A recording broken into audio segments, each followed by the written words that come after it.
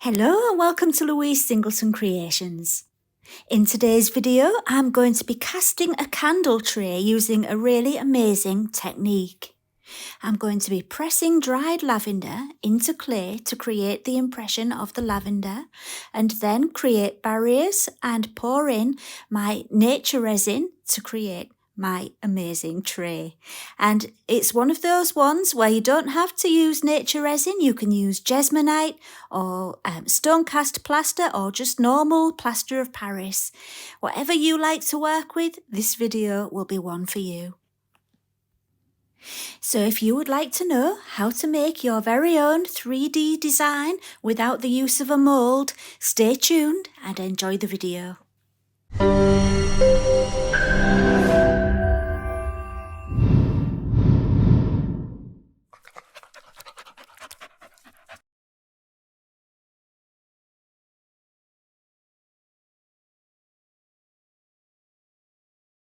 First of all, I needed to plan my shape for my candle tray and make a template. So here's my first step in that process. I've just got a piece of A4 printer paper and I've folded it in half.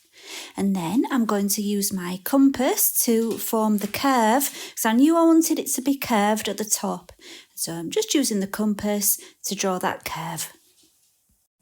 Then I sketched the rest of the shape and it was just a case of trial and error, and I only did it on one side and you'll see why in a minute. You probably already know why. You'll have done this yourself before, I'm sure.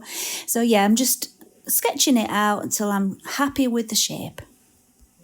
Once I was happy with the shape that I'd drawn, I folded the paper in half again along the same line, just in the opposite direction to before, and I cut it all out. And that way you make sure your template is completely symmetrical.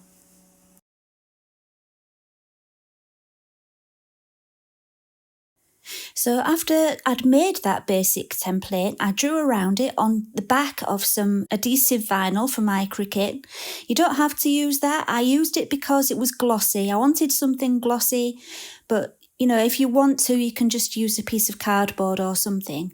You'll see why soon, but it's best if you've got a really smooth surface. So yeah, that's all I did. I drew around it and cut it out. Now I need to prepare my barriers, and I've got a piece of A4 card. It's only thin card, it's not heavyweight, and I've got my Shiny Shield glossy film here. It's from Resin Pro and it's really good for using for barriers because it's so shiny and it releases really well from resin, plaster, anything you want. It's a really good release film and it's adhesive on the back when you peel the back off.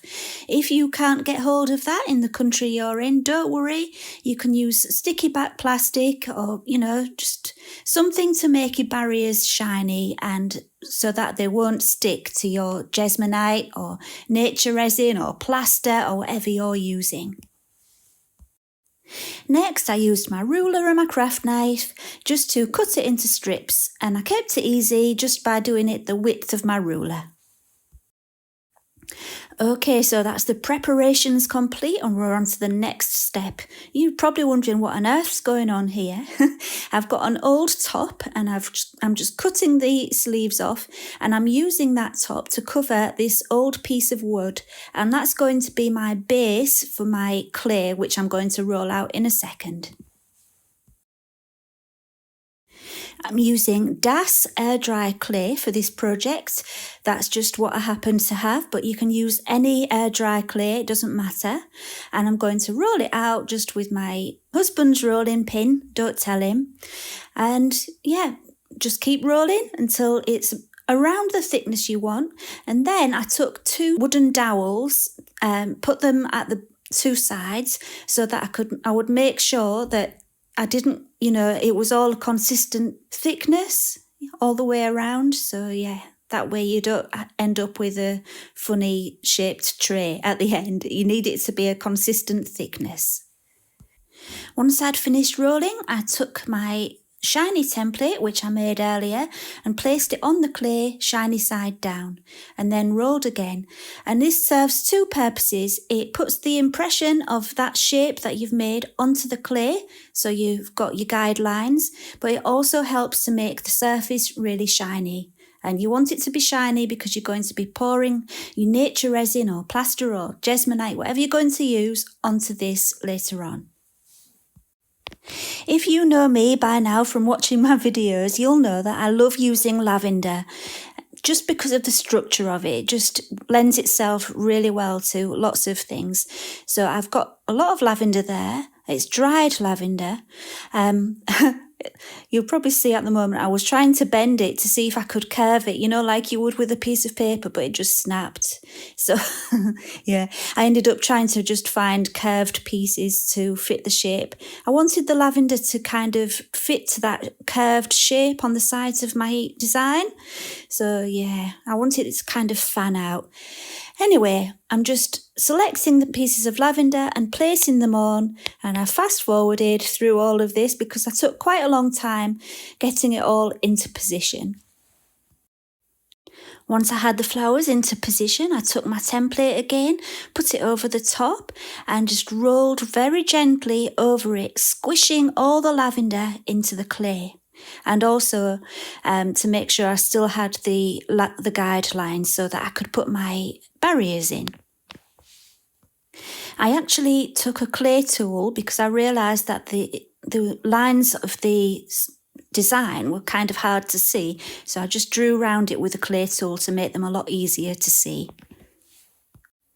After that, it was time to remove the lavender, and it was just a case of very gently pulling them up and trying to keep the buds of, the flowers of the lavender connected because, they fall off really easily from lavender. And I knew that I'd have to pick out loads of them with my tweezers. But if you can keep them connected as much as possible to the stem, you save yourself a lot of work, because picking out all those little flowers did take me quite a while. Okay then, so once all the flowers and little bits of lavender were removed, it was time to put the barriers into position. And all you've got to do is very gently press them into the clay along the line that you got from your template. And I am being very, very gentle. And that's because I didn't want to get any bends or creases by pressing down, in the barriers. I didn't, I wanted them to stay really smooth on the edges. And so I was really gentle pushing them down so that I didn't get any creases. When all the barriers were in place, I used my hot melt glue gun just to seal all the joins to make sure nothing could leak out the sides. Right, so that's the trickiest part done. It's now time to add the NatuResin. And like I've already mentioned, you can use NatuResin or you can use Jesmonite or any other alternative, or plaster.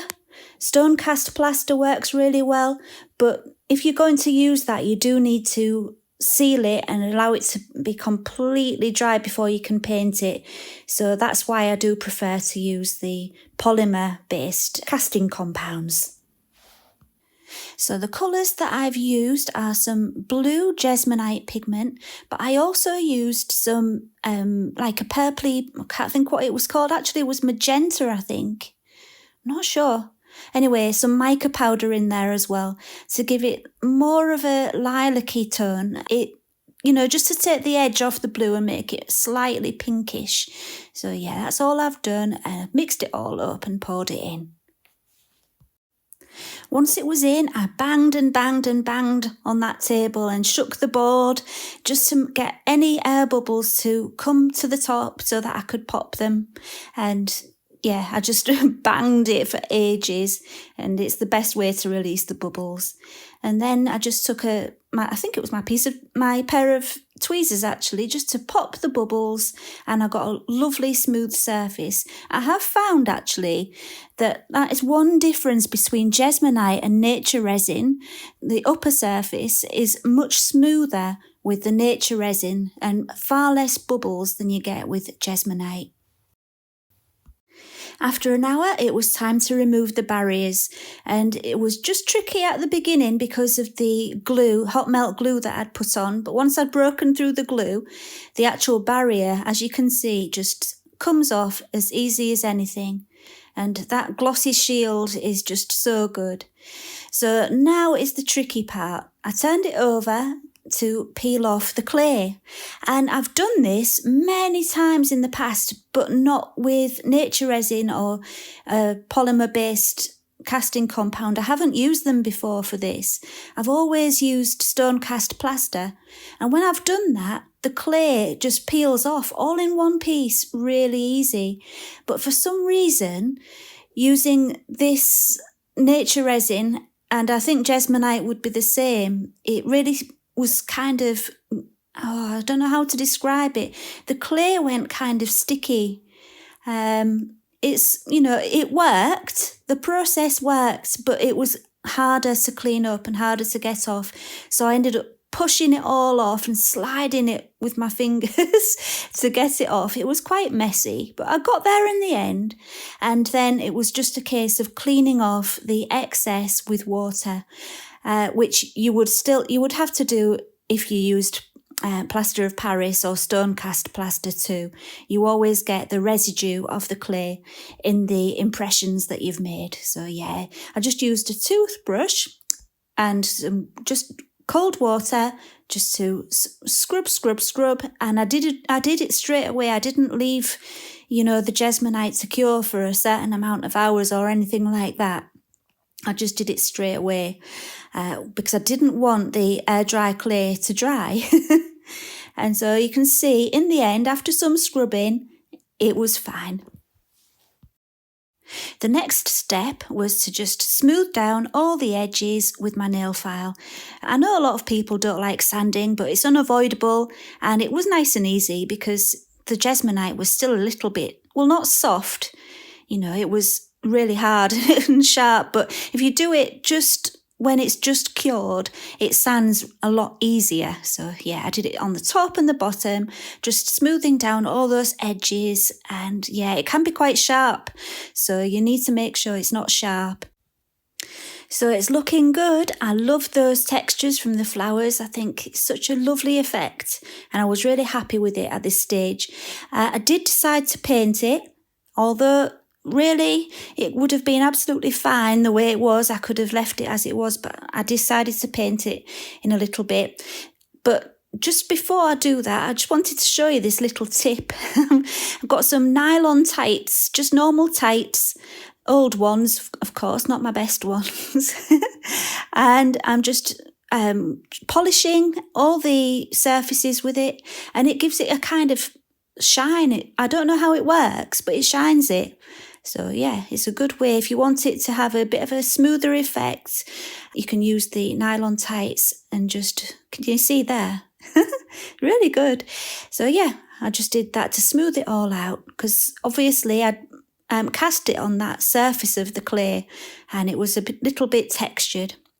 So I've got a bubble that formed in the corner, and I wanted to get rid of it because it was really annoying me.